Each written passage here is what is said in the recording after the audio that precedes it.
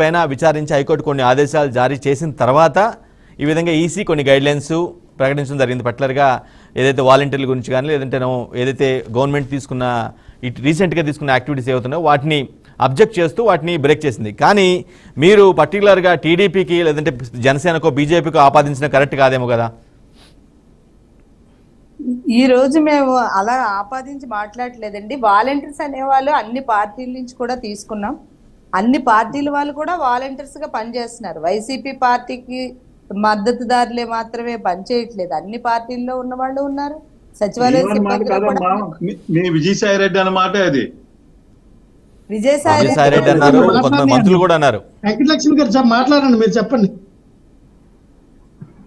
అన్ని పార్టీల వాళ్ళు కూడా ఉన్నారు, అన్ని పార్టీల వాళ్ళు కూడా అందులో ఉన్నారు. వాలంటీర్లు ఈ రోజు ఆపినంత మాత్రం చేత మాకు నష్టమని మేము అనుకోవట్లేదు.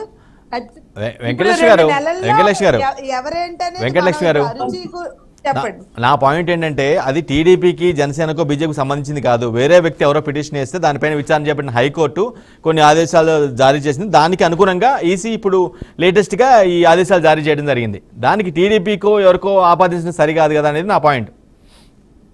ఇప్పుడు ఆపాదించి ఎవరు మాట్లాడారండి? మీ పార్టీ నేతలు ఇందాక నుంచి గైడ్లైన్స్ వచ్చినప్పటి నుంచి మీ పార్టీ నేతలు, మరి మీరు బయట చూడలేదేమో, వాళ్ళు అదే అంటున్నారు. ఏమని? తెలుగుదేశం పార్టీ ఎగ్జాక్ట్లీ, అవును. టీడీపీ, బీజేపీ, జనసేన ఇదంతా పచ్చకొట్టులో టీడీపీ అంటే మీ అనుకూల మీడియా మొత్తం అదే చెప్తుంది. మరి మేము అనుకుంటున్నాం అలాగే, ఎందుకంటే కేంద్రం టైఅప్ అయ్యారు కనుక ఏదైనా ఇన్ఫ్లుయెన్స్ చేసి ఉండొచ్చు, అందుకని చెప్పి అలా వచ్చిందేమని మా వాళ్ళు అనుకొని మాట్లాడి ఉండొచ్చు దాని గురించి. మాకైతే వాలంటీర్స్ ఆపడం వల్ల అయితే మాకైతే ఏ నష్టం కూడా లేదని మేము అనుకుంటున్నాం. వాలంటీర్స్ ఆపినా ఆపకపోయినా జగన్మోహన్ రెడ్డి గారు చేసినటువంటి సంక్షేమ పథకాల మీద మాకు నమ్మకం ఉంది. పేద ప్రజల కోసం ఆయన పనిచేశారని మేము నమ్ముతూ ఉన్నాం కనుక ఖచ్చితంగా ఆయన వచ్చే ఎలక్షన్ లో తప్పకుండా నెగ్గుతాడనే భరోసా కూడా మాకుంది.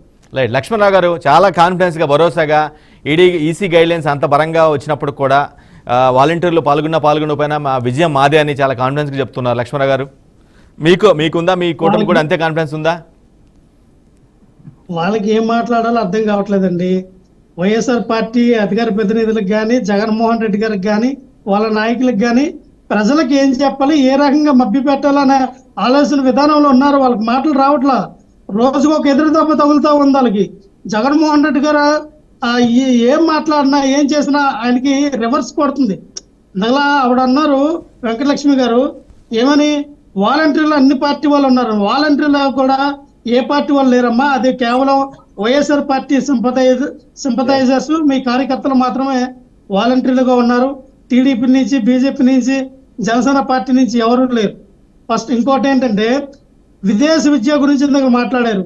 విదేశీ విద్య జగన్మోహన్ రెడ్డి గారు డాక్టర్ బిఆర్ అంబేద్కర్ యొక్క పేరు తీసి జగన్మోహన్ రెడ్డి గారి పేరు పెట్టుకున్నారు. దానికి ఎంతమందిని విదేశాలకి ఈ 5 సంవత్సరాల్లో జగన్మోహన్ రెడ్డి గారు విదేశీ విద్య కోసం ఎన్ని కోట్లు ఖర్చు పెట్టారు, ఎంతమందిని మరి విదేశాలకు పంపించారో లెక్క చెప్పండి. ఆ లిస్ట్ అవుట్ బయట చెప్పండి, వైట్ పేపర్ రిలీజ్ చేయండి. అలాగే మీరు దమ్ము ధైర్యాల గురించి మాట్లాడుతూ ఉన్నారు. దమ్ము ధైర్యాలు అనేది ప్రజలను పరిపాలించడానికో, రాష్ట్రం అభివృద్ధి చేయడానికో జగన్మోహన్ రెడ్డి గారు నిజంగా తన దమ్ము ధైర్యాలను చూపించవలసింది. ఈ రోజున నిజంగా జగన్మోహన్ రెడ్డి గారు అంతా దమ్మున్న నాయకుడు అయితే, మీరు అనుకున్నట్టుగా సింహం అయితే మరి 25 ఎంపీలు ఇచ్చి ఇవ్వండి, మరి కేంద్రం మేడలు వచ్చి మరి ప్రత్యేక హోదానో, రైల్వే జోనో, లేకపోతే ప్రత్యేకమైనటువంటి 7 కాలేజీలో ఇవన్నీ తీసుకొస్తాం జగన్మోహన్ రెడ్డి గారు. ఎక్కడమ్మా ఇవన్నీ కూడా? పోలవరం ఎందుకు మీరు పూర్తి చేయలేకపోయారు? సిపిఎస్లు ఎందుకు రద్దు చేయలేకపోయారు? ఎందుకని ప్రతి సంవత్సరం కూడా 1,00,000 జాబ్ కావాలంటే అన్నారు, ఎక్కడికి వెళ్ళి అవి? మెగా డిఎస్ కూడా తీస్తారన్నారు, దగా డిఎస్ తీశారు. ఈరోజు చూస్తే 23,000 మరి ఖాళీలు ఉన్నటువంటి టీచర్ పోస్ట్ అండి, మెగా డిఎస్ కూడా తీలా. 23,000 మరి విద్యుత్ కార్మికుల్ని పర్మనెంట్ చేస్తారన్నాడు జగన్మోహన్ రెడ్డి గారు. వాళ్ళకి హామీ ఇచ్చి వాళ్ళని పక్కన పెట్టేశారు. అంగన్వాడీ టీచర్లు ఉన్నాయండి, ప్రతి ఒక్కరండి, ఒకరు కాదు, అందరికి దమ్ము ధైర్యం గురించి చెప్తా ఉన్నారు.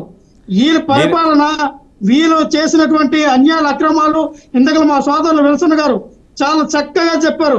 దళితుల మీద దాడులు. ఎస్ విల్సన్ గారు, మీరు కూడా దళితుడు అనుకుంటున్నాను నేను. నాకు మీ క్యాస్ట్ నాకు తెలియదు కానీ ఖచ్చితంగా దళితుల మీద దాడులు ఎస్సీ కార్పొరేషన్ జగన్మోహన్ రెడ్డి గారు చైర్మన్ అయ్యా రాజశేఖర రెడ్డి గారి పీరియడ్ లో. రైట్ రైట్ రైట్ ఓకేనా అదే నేను అనేదంటే ఇప్పుడైతే జగన్మోహన్ రెడ్డి గారు అధికారంలోకి వచ్చిన తర్వాతనే దళితుల మీద దాడులు జరిగినాయి. కావాలంటే రికార్డులు తీయమని చెప్పండి వెంకటలక్ష్మి గారిని.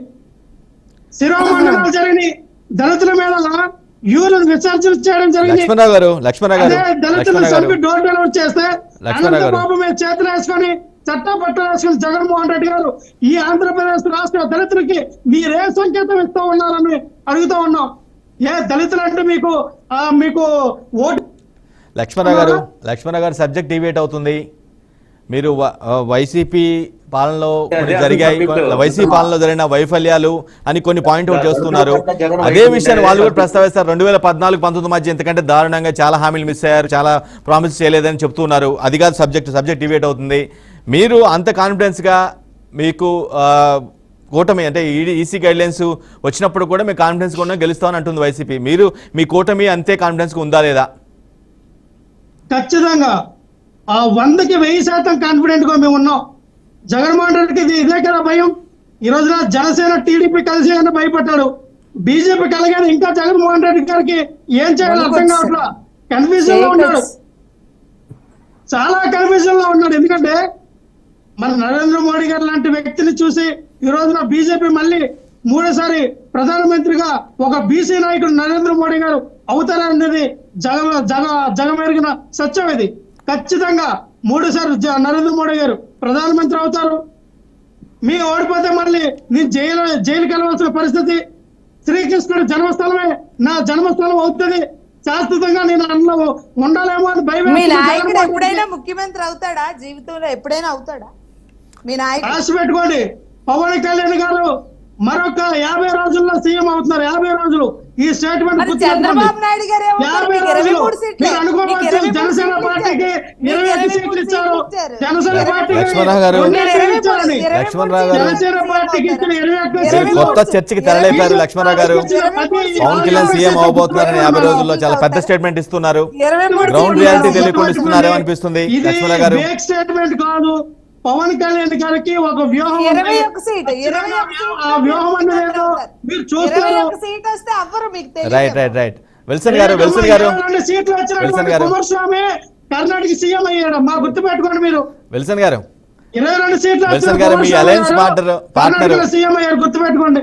మీ అలయన్స్ పార్ట్నర్ జనసేన నేత లక్ష్మణరావు గారు చాలా పెద్ద స్టేట్మెంట్ ఇచ్చారు. మీ కూటమిలో పవన్ కళ్యాణ్ ముఖ్యమంత్రి కాబోతున్నారని కూటమి గెలిస్తే ఇది జరుగుతా? చంద్రబాబు నాయుడు గారు సీఎం అవుతారా, పవన్ కళ్యాణ్ గారు సీఎం అవుతారా, బీజేపీ నాయకులు సీఎం అవుతారా?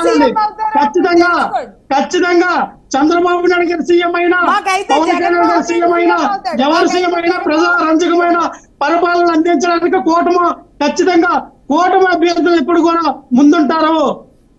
రైట్ విల్సన్ గారు సార్ చెప్పండి, ఇప్పుడు అడగండి ప్రశ్న అర్థం. రైట్ లక్ష్మణరావు గారు లేవనెత్తిన పాయింట్ చాలా ఇంట్రెస్టింగ్ గా ఉంది. పవన్ కళ్యాణ్ 50 రోజుల్లో సీఎం కాబోతున్నారు.